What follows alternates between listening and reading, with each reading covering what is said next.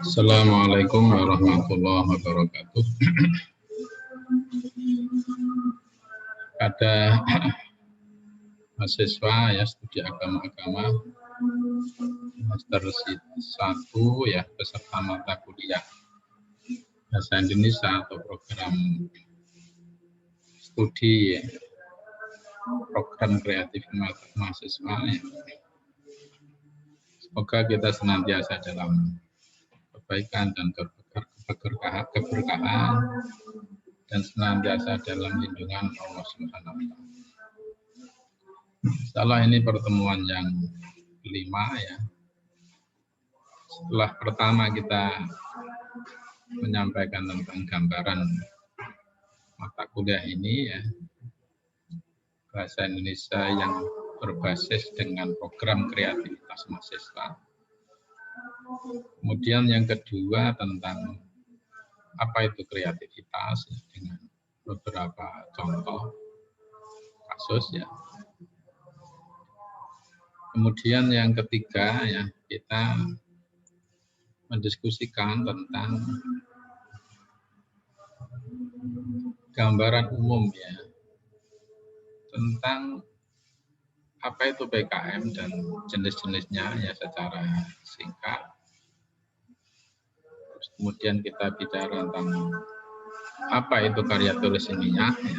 Itu yang keempat. Baru yang kelima ini saya ingin menyampaikan dua poin penting,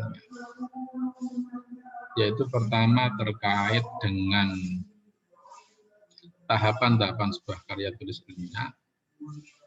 Kemudian yang kedua adalah bagaimana kita memahami sebuah judul ya karya tulis ilmiah ya secara umum ya, yang nanti akan kita tindak lanjuti ya, dalam pertemuan ke-6 itu adalah terkait dengan judul-judul program kreativitas mahasiswa. Gitu. Oke ya. Saya masuk ke tahapan-tahapan sebuah karya tulis ilmiah.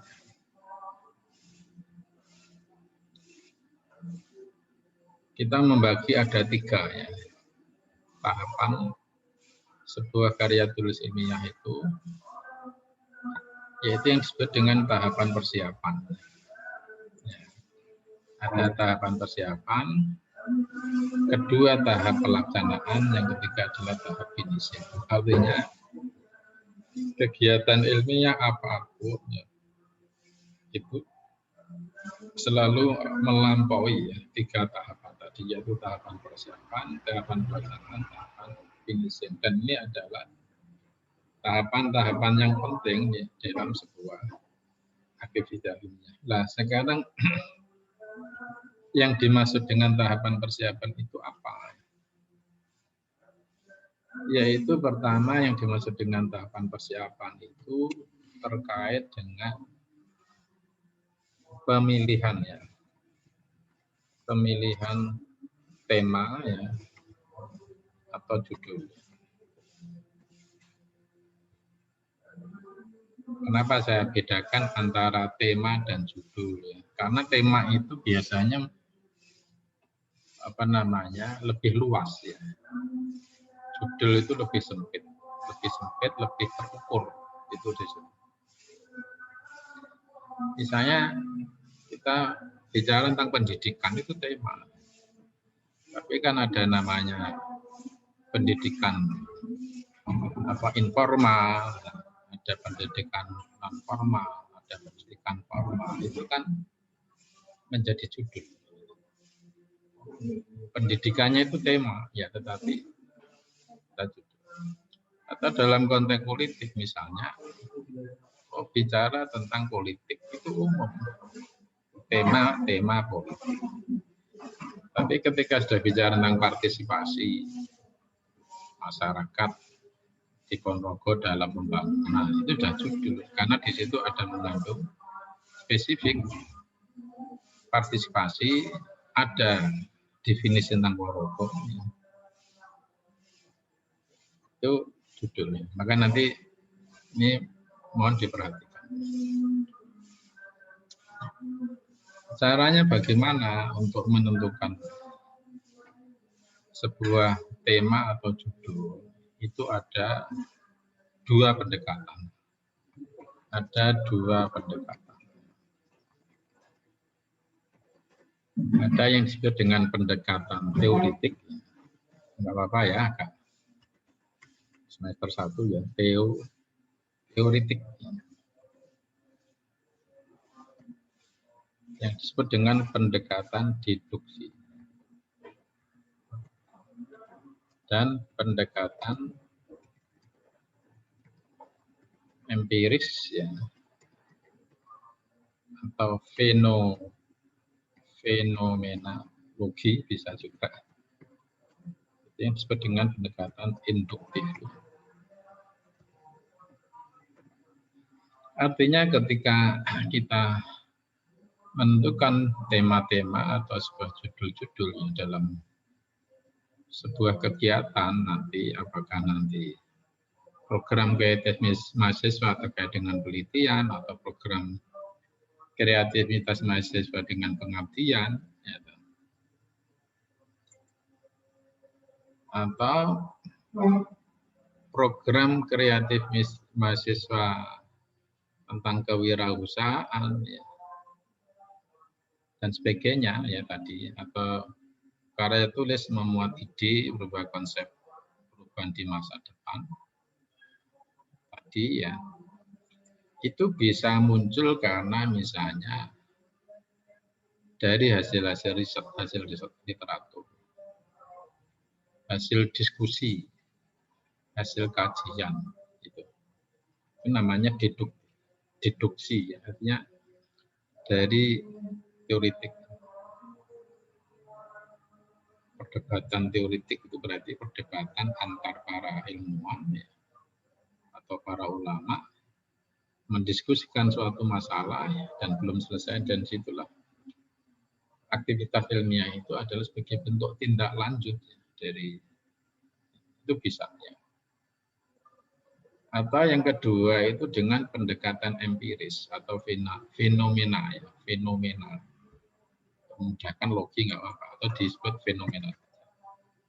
Apa itu? Yaitu muncul dari berbagai peristiwa-peristiwa, baik yang terjadi di alam, di masyarakat, di lingkungan kita. Semakin banyaknya tingkat pengangguran, itu namanya fenomena sosial atau fenomena ekonomi. Ya. Semakin rendahnya tingkat partisipasi masyarakat ya, dalam pembangunan misalnya. Acuh tak acuh terhadap proses pembangunan, tidak peduli ya, apa namanya, ada korupsi atau tidak ya. Itu namanya fenomena, bisa masuk di fenomena. Fenomena politik itu juga bisa. Artinya muncul.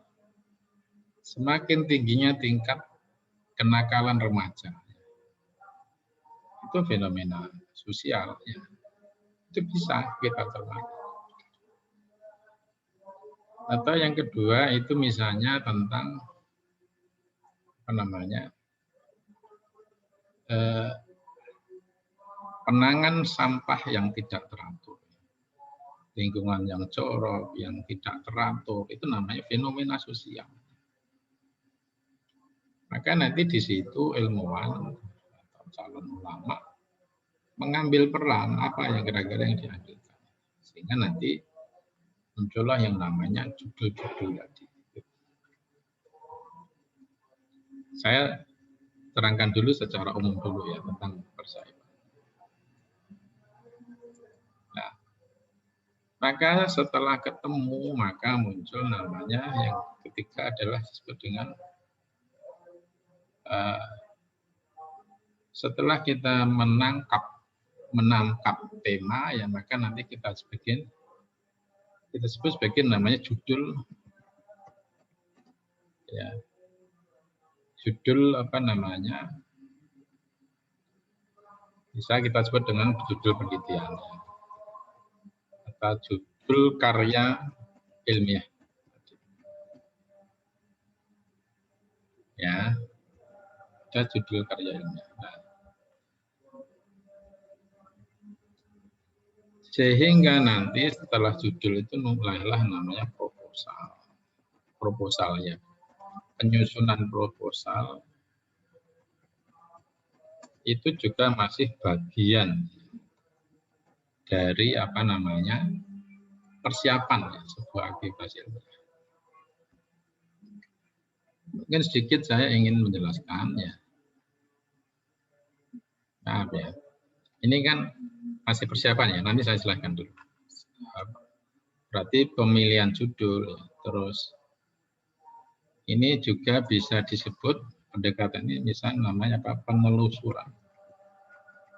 Penelusuran literatur.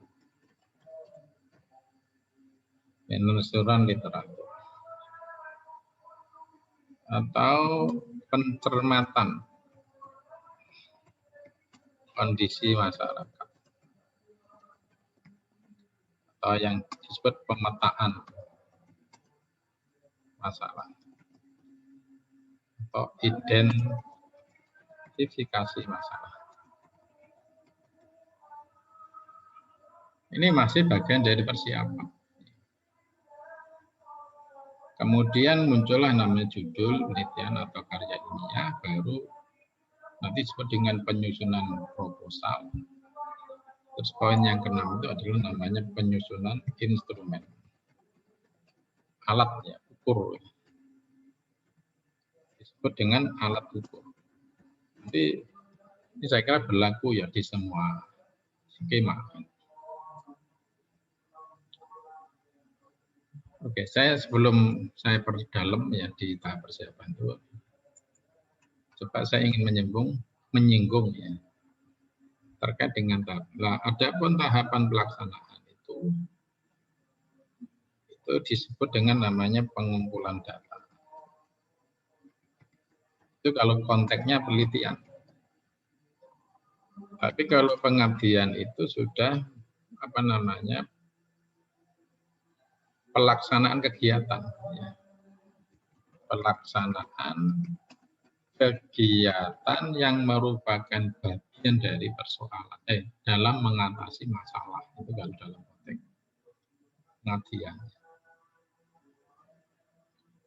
Kemudian yang kedua itu pengolahan data. Pengolahan data. Pengolahan data. Atau yang ketiga ya, atau ya, kalau dalam konteks pengabdian adalah apa sih ya ukuran ya untuk menemukan perubahan-perubahan yang terjadi dari mitra ya. Itu tahap pelaksanaan.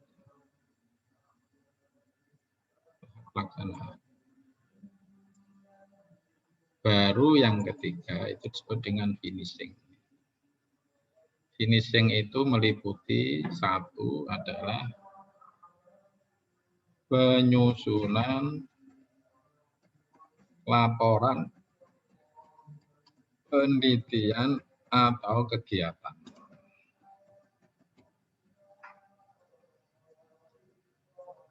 Penyusunan laporan penelitian atau kegiatan. Makanya nanti ada beberapa tahapan tertentu ya.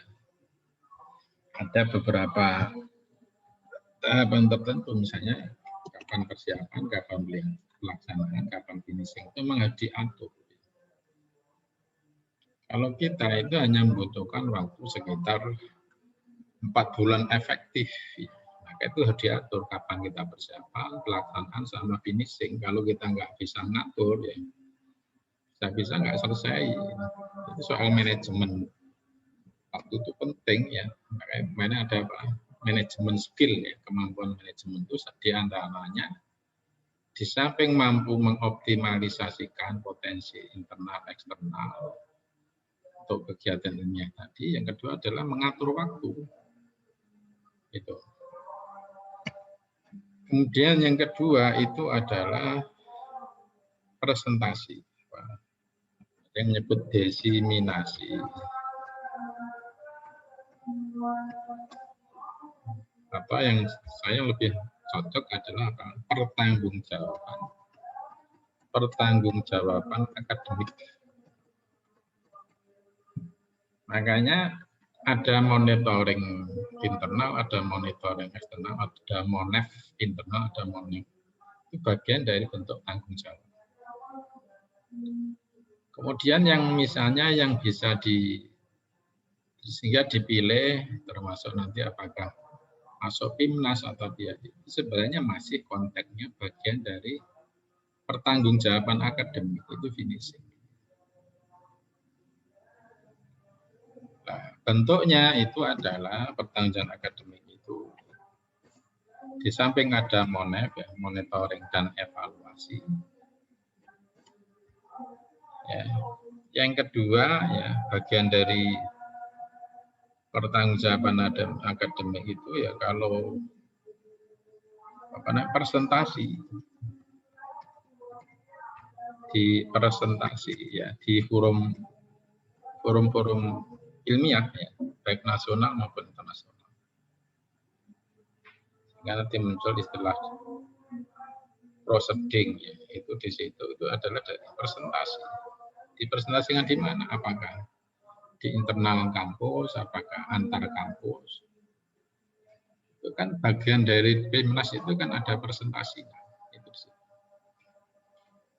Konteks skripsi ya ujian skripsi bagian dari pertanggungjawaban akademik.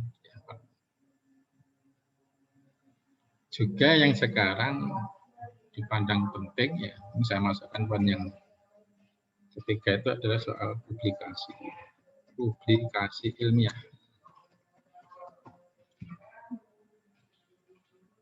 Bisa dalam konteks kita itu di YouTube ya sekarang, YouTube.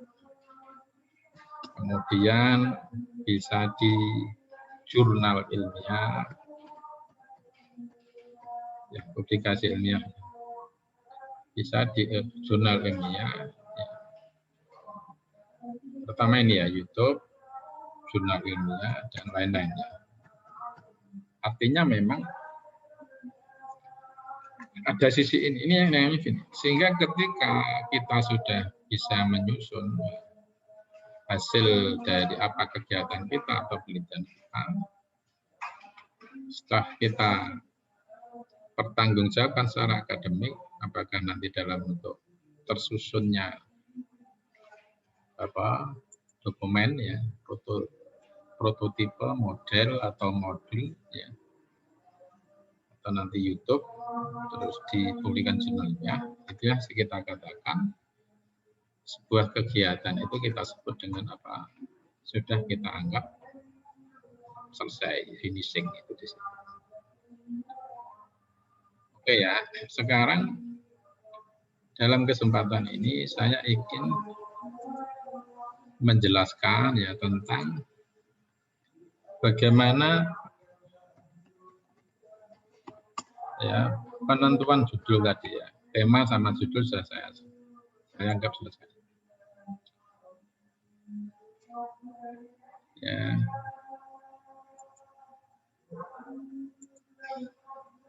Pertama, judul sebuah karya ilmiah itu dikatakan baik, itu tentunya satu sifatnya ilmiah. Ilmiah itu apa? Objektif. Ya. Objektif. Kemudian yang kedua itu faktual, realistis. Ya.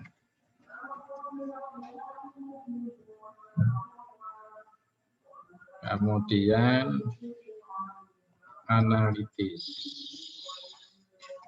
argumentatif.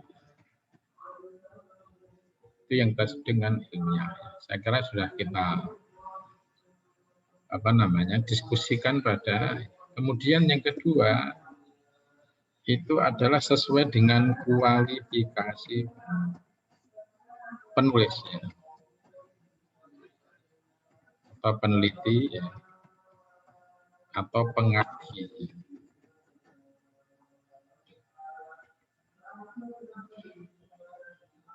Kemudian yang ketiga memiliki visibilitas.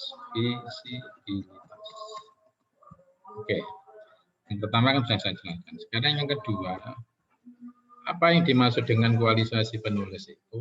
Pertama menyangkut soal bidang studi. Kita ada 17 bidang studi. Jangan sampai salah kamar ya. Bidang studi. Ada dalam konteks Usuluddin ada studi agama-agama. Ada akidah filsafat Islam. Ada lagi namanya IQT, ilmu Quran dan tafsir. Ya. Di syariah kita ada namanya PMH, perbandingan mantap. Ada namanya hukum ekonomi syariah. Di humaniora ada hubungan internasional dan ilkom. Di Saintek ada namanya TIP, teknologi industri pertanian. Ada agro teknologi. Ya. Terus ada IT. Dan seterusnya ya. Artinya memang kita harus memilih sebuah bidang yang sesuai dengan bidang kita. Makanya kalau studi agama-agama apa? Ya bicara tentang konteks agama Islam. Ya. Berarti kan ada dua agama lebih. Agama Islam dengan Kristen. Ya. Atau Buddha. Atau artinya studi agama-agama.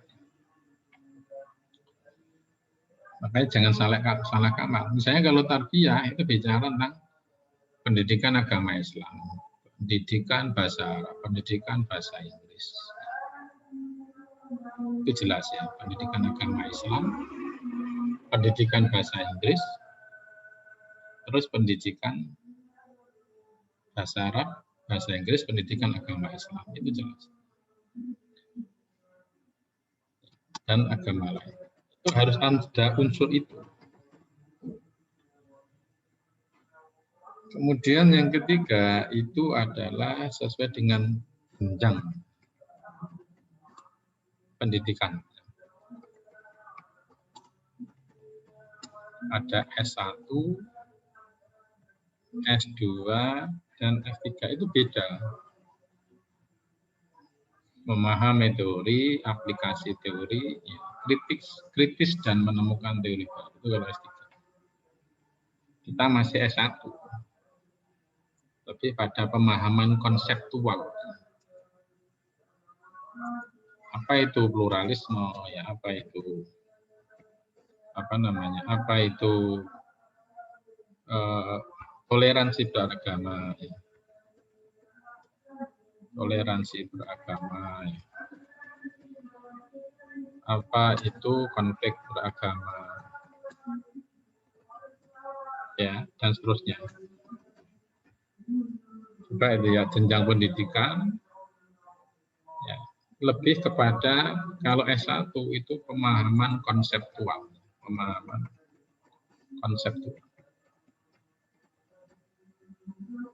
Juga nanti akan kita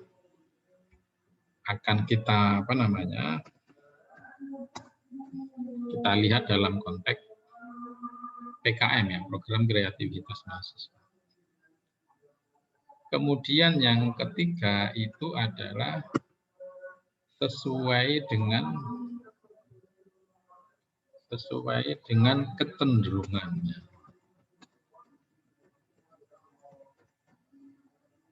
Misalnya sama-sama mengambil studi agama, tapi masing-masing orang berbeda. Ada yang kuat misalnya melihat Islam dibandingkan dengan Kristen saja. Ada juga yang kuat misalnya membandingkan Islam dengan Buddha, membandingkan Islam dengan aliran-aliran kebatinan. Itu kan kecenderungan. Itulah nanti yang membedakan antara studi di perguruan tinggi dan studi di tingkat menengah. Kalau tingkat menengah cenderung general. Sekalipun di menengah sudah ada pemilahan, ada IPS sama IPA ya. Itu sebenarnya sudah ada spesialisasi. Di tingkat SLTP ya, mungkin general, ya. Tapi di perguruan tinggi lebih spesifik lagi. Ada namanya konsentrasi. Ya. Sama-sama bicara tentang studi agama itu lebih pada konsentrasinya apa. Itu yang biasanya adalah kita lihat dari apa yang selama ini yang suka dia baca, suka yang dia diskusikan apa saja, itu kan menyangkut konsentrasi. Itu inti arahnya adalah dalam bidang keahlian. Keahlian antum itu maunya dalam bidang apa? Atau kepakaran. Itu nanti ke sana. Antum ingin jadi pakar dalam bidang apa? Ini ditentukan. Sehingga nanti yang namanya nanti ya pelan-pelan jadi roadmap itu nanti akan kita lihat peta jalan keilmuan antum nanti kita lihat dari karya-karya tulisnya dari awal sampai sekarang itu kecenderungannya kemana? Itu namanya konsentrasi ya keahlian atau nanti arahnya pada kepakaran. Ini hal-hal yang menjadi perhatian kita.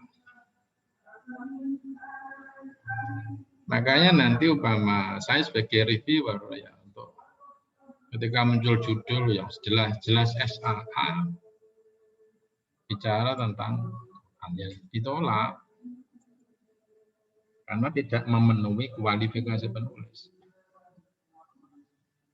Sedang pendidikan S1 tapi banyak rujukannya tesis atau disertasi ya. Benar juga sebenarnya secara tapi tetap tidak.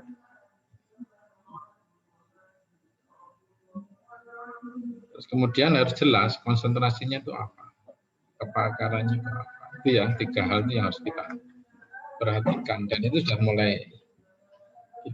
mulai berpikir ke arah sini. Oke ya, terus kemudian yang sama penting juga adalah visibilitas. Ini menjadi penting dalam soal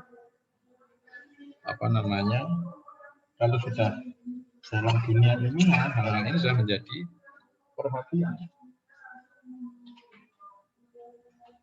Ya. Oke ya. Apa yang dimaksud dengan visibilitas itu? Ya, itu penting. Satu adalah ketersediaan literatur atau data. Maka sebuah judul dalam karya ilmiah itu ya, dikatakan visible itu kalau didukung oleh literatur atau data yang ada. Kalau sulit untuk menemukan literatur, data, ya,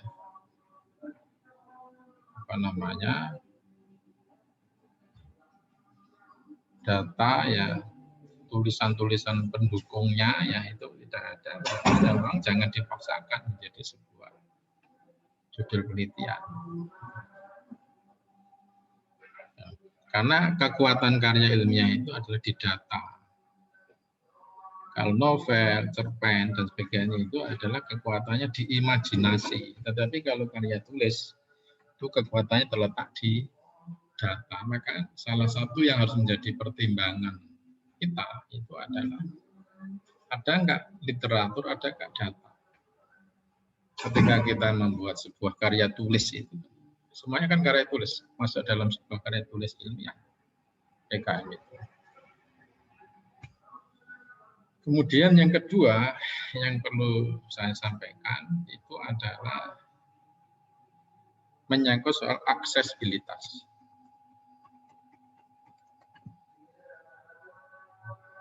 meneliti tentang tentang hidup sehat di kalangan elit politik. Salah satunya misalnya presiden. Bagus kan itu. Tapi masalahnya bisa nggak kita mengakses data-data di situ? Antum nggak bisa ya, sampai lulus nggak bisa menyelesaikan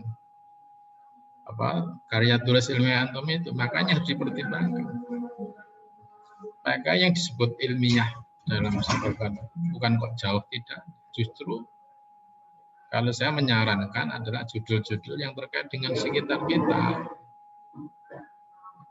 Di samping mempertimbangkan data tadi, yang sama penting itu adalah kemudahan kita untuk mendapatkan data, informasi tentang apa yang akan kita lakukan dalam bentuk penelitian, pengabdian, atau apa. Itu namanya visibilitas. Oke ya. Kemudian yang ketiga, yang sama penting itu adalah soal waktu. Itu menyangkut manajemen. Skripsi itu 6 bulan. Ya. Nah, kita nanti sebenarnya cukup 2. Ya. Hanya karena produknya itu proposal, ya paling enggak nanti 2 bulan. 1 bulan atau 2 bulan. Maka antum harus berpikir, kira-kira dalam 1 bulan, 2 bulan, apa yang bisa kita kerjakan. Ya, waktu itu menjadi pertimbangan. Ya. Jangan terlalu bersemangat, yang kurang perhatikan waktu. Dalam PKN memang penting ya, judul-judul yang sifatnya bombastis, judul yang sifatnya menantang, itu penting. Tapi tolong memperhatikan waktu. Kalau nanti di dalam program nasional itu butuhnya maksimal 8 bulan. Nah, berapa Pak? Apa tema-tema yang sekira-kira yang bisa dikerjakan 8 bulan? 8 bulan itu sudah dihitung kan, ada tahapan persiapan, tahapan pelaksanaan, sama tahapan finishing. Itu penting. Itu mengelola waktu ya. Itu penting, mengelola waktu. Kemudian yang keempat, yang terakhir itu adalah anggaran. Itu penting juga dipertimbangkan. Kayak skripsi kan antum nggak akan mungkin, kayaknya kecil kemungkinan dapat sponsor, kecuali dari orang tua antum. Iya. Ingin meliti tentang studi agama, hubungan Islam dan Yahudi di Israel bagus, ya, di Palestina bagus. Anggarannya gimana, waktunya gimana, itu harus dipertimbangkan. Maka sekali lagi saran saya kalau menyangkut soal visibilitas itu justru kita mengangkat tema-tema yang ada di sekitar kita. Gitu ya, kira-kira. Itu aja sementara nanti akan kita implementasikan dalam konteks program kreativitas mahasiswa. Paling enggak 3 hal ini yang harus antum pahami ya. Pertama, kaitan dengan tahapan, yaitu apa yang dimaksud dengan tahapan persiapan, tahapan pelaksanaan, dan tahapan finishing, itu pasti akan antum lalui ya dalam sebuah aktivitas ilmiah. Kemudian poin yang kedua yang sangat penting tadi menurut saya, bagaimana menyusun sebuah judul atau tema ya dalam sebuah karya tulis ilmiah itu, ya tentunya ada 3 poin. 1, bersifat ilmiah. Kedua, sesuai dengan kualifikasi peneliti, pengabdi, atau penulis. Yang ketiga adalah memiliki visibilitas. Saya kira itu aja ya apa yang saya sampaikan ya dalam kesempatan ini. Semoga bermanfaat. Kurang lebihnya mohon maaf. Assalamualaikum warahmatullahi wabarakatuh.